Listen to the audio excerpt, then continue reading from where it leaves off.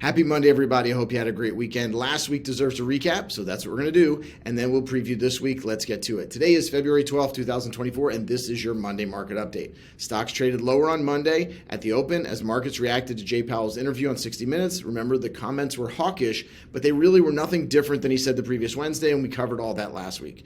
Yields were higher and thus weighed on stocks early on. By 10 a.m. Eastern, the Eco data, ISM services, stronger than anticipated, and odds for a March rate cut went even lower, and May went down as well. Stock and bond prices were under pressure. By lunchtime, Fed heads helped to calm things a bit. Goolsbee, for example, said he did not want to rule out a cut in March, but the rest of the markets were pretty much pricing that out. Markets churned around and made it inch higher towards the end of the day, but still was not able to make it positive. By the end of the day, the Dow was down about 0.75%, the S&P down about 1/3%, and the NASDAQ was down about 1/4%.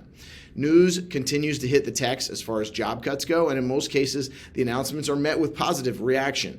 Like most of this market, this is not the same across the board. Even with so much cutting, even with in the big ones, Meta, Apple, Microsoft, and Google, they still employ over 70% more people than they did pre-pandemic.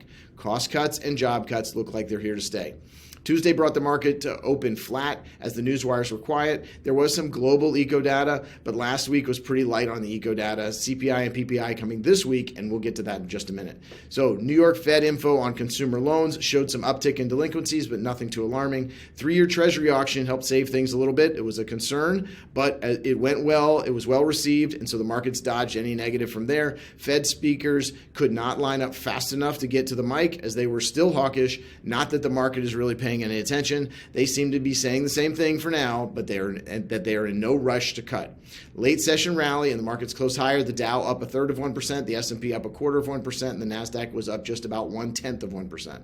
Markets gapped higher on Wednesday as the S&P was within a few points of S&P 5,000. There was no negative news overnight to stop the momentum or bring in the profit takers. The day was to be full of the possible catalysts. So used vehicle prices held at a level that continues to show that there's no inflation there, holding down at 9%, holding at down 9% year over year. Fed heads stayed true to the narrative, higher for longer, but as I've said, that does not seem to bother this market just one bit. New view is that March is off the table and May is the focus, but the markets are still looking at 5 or 6 cuts this year. Not sure that's going to happen. 10-year Treasury auction, something that has been a market mover in the past. Nothing to see here. All went well, so the market ended stronger. The Dow was up 0.5%, S&P up over 0.75%, and the NASDAQ was up just under 1%. Earnings have been pretty good. By the middle of the week, about half of the S&P 500 companies have reported, and earnings are up about 8% year over year. It's not bad, but no one's paying any attention to the outlook for a coming year. Most are less excited about that.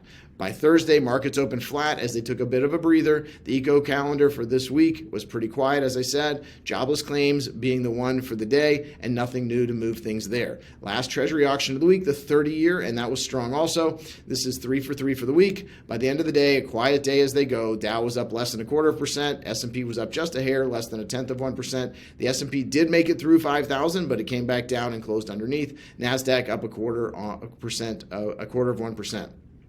Bringing the week to an end, markets opened higher and S&P regained that 5,000 level. Break out the hats for that one. On the open, S&P and NASDAQ are up a bit. Dow was down a bit. By Thursday, nearly 75% of the stocks that had reported had beaten expectations, and yes, I maintain that the bar was lowered, so that made the beat easier. By the end of Friday, Dow was down less than 1/4% for the day, S&P up about 0.5%, and over 5,000 for the close, and the NASDAQ was up 1.25% for the day. For the week, the Dow was flat, S&P was up 1.5%, and the NASDAQ was up 2.33%. Did you watch the Super Bowl? Fun fact, we'll have to see what comes from this year, but last year's Super Bowl ranked second only behind the first moon landing as to the most watched TV program ever. So we're going to see what this year's numbers look like. I think they're probably pretty good. Aside from that data, we'll follow up last week with a big one for data this week. CPI on Tuesday, PPI on Friday, retail sales and jobs on Thursday.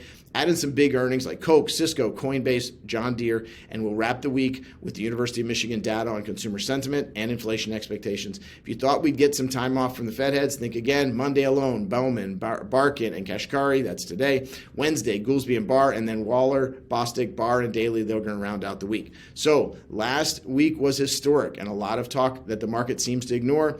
And this week may be getting hit by a 2x4 across the head or not. We'll get to more clarity on the economic outlook here in the U.S. and overseas.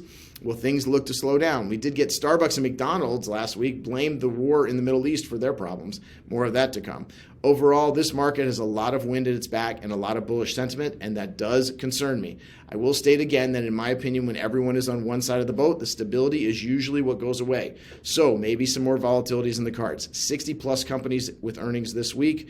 And yes, I believe this is the key. Yes, the rates and the possible cuts play a huge part, but they all figure in with the earnings. And the rates determine the multiple and the dollar and so much more. This is a big week. Fed heads, eco data, and earnings all at once. This is what we'll get this week, so please stay tuned, be in touch, check back in on Friday for the planning video. Next Monday is a market holiday, so the market update will be next Tuesday. Stay tuned. Please keep in touch. If you want to discuss any of this information or other info, please reach out. Stay focused on the goals. Let's make sure they have not changed and that the actions that we are taking are in line with those goals. Stay in touch and have a great week.